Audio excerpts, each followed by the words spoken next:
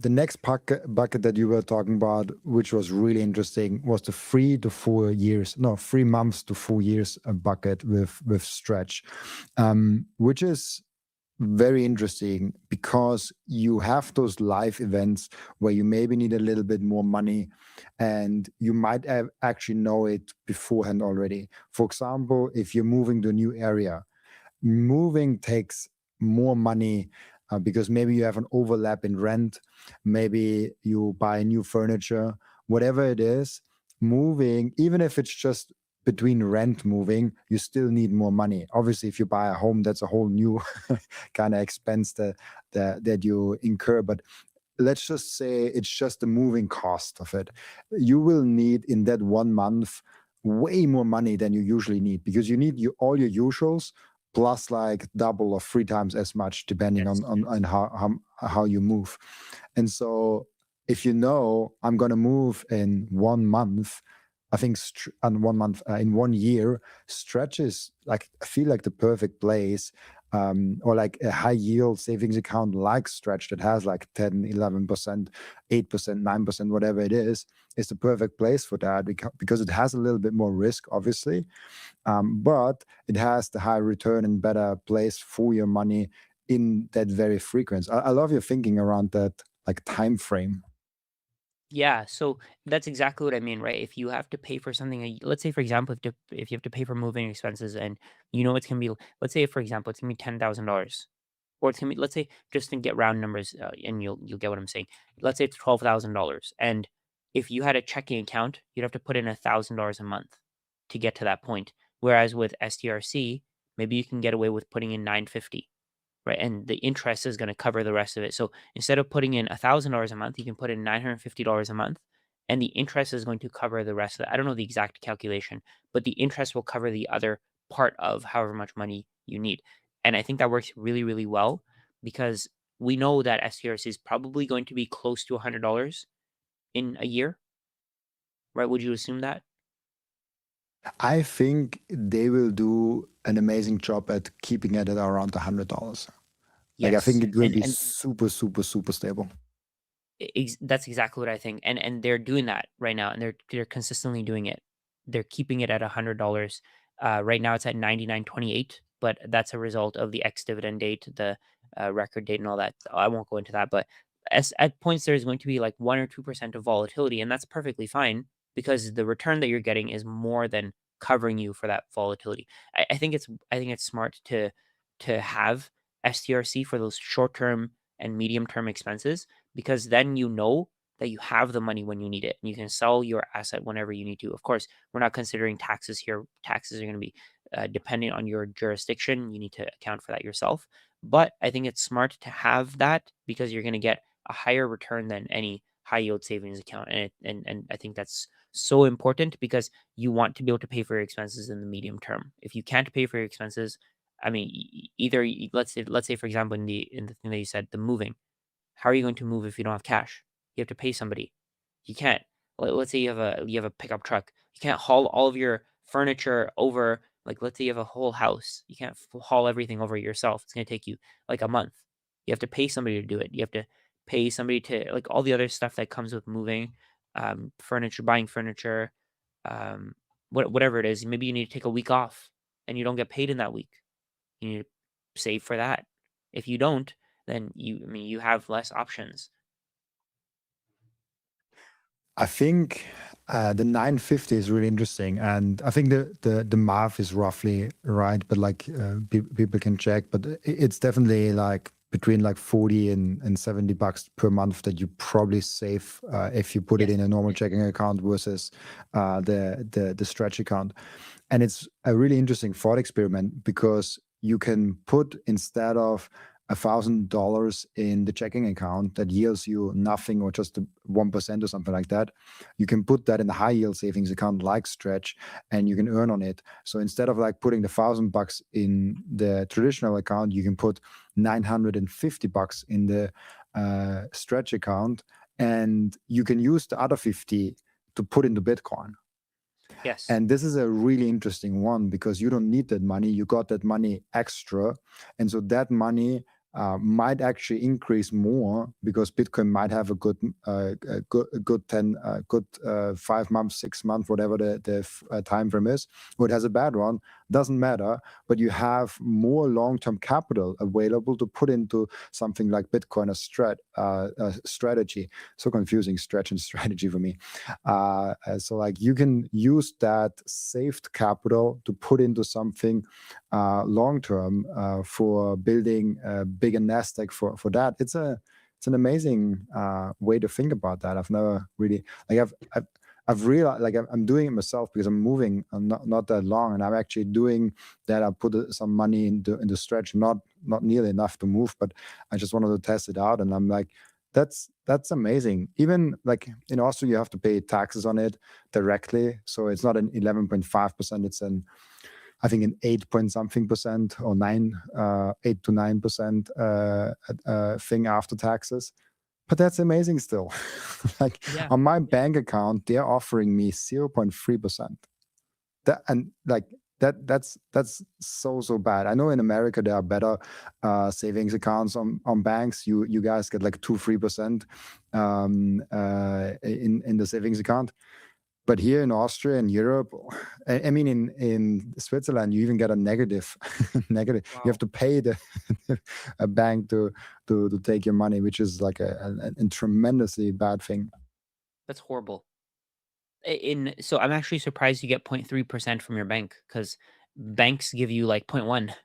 You have to have a high yield savings account. You have to go with like a credit union to get a decent return. And now Stretch, and that's the thing, right? What Stretch is doing, people hate on strategy. They hate on Saylor for doing what he's doing, but Saylor found this gap in the economy that people need filled, and he's doing it. He's doing it really, really well. People need a high yield savings account that has low volatility and it has low risk. That's exactly what he's giving them. He has an emergency fund, so he's set it up so that it doesn't fail. He's made it in a way that ensures that it does what he needs it to do, and it does what people need it to do, and he's delivering on that. That's the greatest thing here. And people, I mean, the legacy financial system can't compete. Like you said, 0.3% for mine, 0.1%. That's the interest that they give you. I think what strategy is going to do with Stretch is, I think it's going to make banking and financial products more fair, which is really cool to think about. It's like it's I just competition. found it. It's yeah, Oh, there like you go. grow 0.3. 0.3% interest Yeah. actually. Yeah. Wow. So like that's the thing, and they paid out monthly, which is already good. Like that's actually a good bank. They pay you out monthly at 0.3% interest. But Stretch soon pays you bi-monthly, so like twice a month. and, Stata's planning to and pay you daily. yeah, I saw that. What do you think about That's that? crazy. That's amazing. That's where everything should go. Like, you should be able to I mean, you should be able to get payments hourly. The payment should be added to your account as you go, right? If you need a savings account for a day, you should be getting interest for that day, right? And I think that's where the world is headed.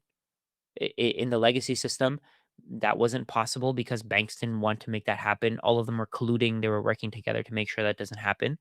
And now I think they're going to be forced to do that. It's so true. It's such a I saw, that I saw that daily dividend announcement, and I was like, that's real, true innovation. Like Yes. using they had to go out on a limb to actually do that because people didn't think it's possible. Even strategy announced like, oh, there's like a 10-day waiting period that you have do kind of oblige do, and like they didn't do it, and so they only went to semi-monthly. But I'm 100% sure, and I'm curious how you think about that. If they see now that it's possible with SADA and with what Strive is doing, and it's successful actually, and it increases the volumes, increases the performance, increases the inflows, and all of those things, I can almost guarantee you Stretch will do the same. Like, why wouldn't they? 100%. 100%. Agreed. Yeah, it's a no-brainer for them to do that. To do that. Why wouldn't they? Especially if it lets them buy more Bitcoin. Like, because what it'll do is it'll keep the price of STRC up to $100. And the other thing that it'll do is it'll bring people with shorter and shorter time horizons into STRC, which then can be converted into Bitcoin, which I think that's amazing. The market will just keep Bitcoin. The market will keep STRC's price at $100.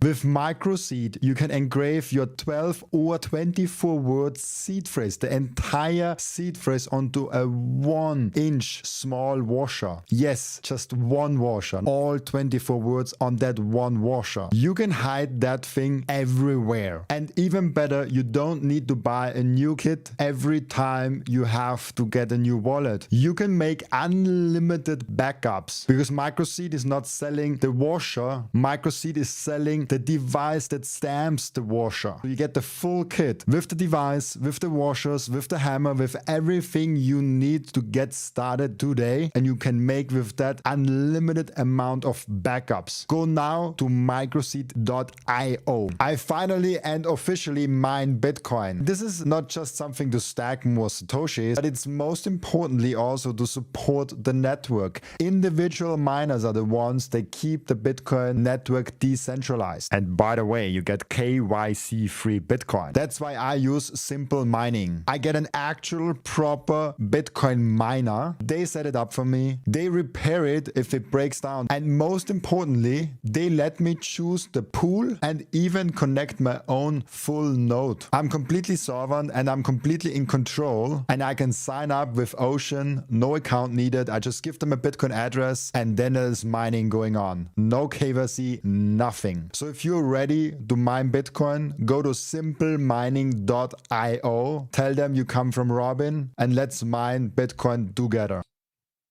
Think so too. How do you actually think about the competition? Because like Strife and Strategy, like Strife feels like the first time someone is actually competing with Strategy, even though like some people, like they don't like to look at that way, and like they're saying like, oh, like they're building a new market, and all of that is true. But in my view, in my humble idiotic view, I think they are directly competing for the same thing. I think so too. But the only thing is that the way that I look at it, Strategy is just so far ahead with how much Bitcoin they have. There's really no competition. Nothing like they can do. It's like we were talking about before, right? They have the emergency fund, they have the cash, they have, and then they have the ability to raise as much cash as they want to. Nothing can compete. For all we know, for all we know, Strategy can go and buy Strive, right? And that's maybe that's where this goes. For all we know, because Strategy has so much Bitcoin, they could buy other big companies and just take over their operations. But who knows? What if they don't even want to do that? Maybe from what I heard, there was this conversation between Sailor and Danny Knowles, is that what his name is? And Danny was asking him, how are there going to be so many companies? I don't remember what the exact question was, but essentially Sailor said that it's a good thing that there's more companies coming in. There's more competition. Every company should be a Bitcoin treasury company. There's no limit how many Bitcoin treasury companies can exist. So I don't think that they're. I was just saying they can. I don't think they actually will buy Strive, right? And I don't think they'll buy all the companies that hold a ton of Bitcoin because it comes with liabilities. It comes with strategies that maybe they haven't understood. And I think they're just going to focus on what they're doing. But I think it is competition. And at the end of the day, all it is bringing more and more capital into Bitcoin. That's the key, is bringing more and more capital into Bitcoin, and it's making Bitcoin much more widely available. And that's what we want for let's say, for example, um, what's his name? MTPLF. What's the stock? I don't know what the Meta stock Planet. is. The Meta Planet, that's it. I think they might do something similar in Japan. Why not? If it works, it works. I think that's great. I think that's an amazing strategy. I just looked at the market capitalization of Strive, and it's 1.2 billion US dollars. That's a week of Now, cash raises for strategy. yeah, I was just thinking they are like didn't they had recently a record day where they raised $1 billion in Bitcoin with STRC on like Friday or something? I think it was like 1.5 billion. They could have just bought Strive. Insane. That's insane. Insane. And that's the thing, right? That flywheel is in effect. It's already turning. It's just going to keep turning faster and faster. At some point, like, you're gonna see I don't know if you've noticed, but the volume for STRC on the record date has doubled every single week or every single month. It keeps doubling. It went I think last month it was at, like, 750,000,000 or 750,000,000. This month it was, like, 1.5 billion. I wouldn't be surprised if next month it's at 3 billion, 2 billion, right? And those numbers are just gonna keep increasing and growing, and they're gonna get to, like, this monumental figure that most people can't wrap their heads around. 'Cause it's just the best product in the world, and it's competing with money market funds. Money market funds are currently worth, like, $8 trillion. If strategy can get that market and they can bring that 1.53 billion. If they can bring that market into Bitcoin, I mean, that's a win for all of us. That's just insane. Wild. 1.53 billion. That's about 30-40% more than the whole of Strive is valued at. Yeah. They bought, I don't know if you saw the announcement this morning, but they bought $2 billion worth of Bitcoin last month or last week, sorry. Last week. $2 billion worth. That's if they keep doing that, that's $100 billion a year. That's a lot of Bitcoin. That's wild. That's crazy to me.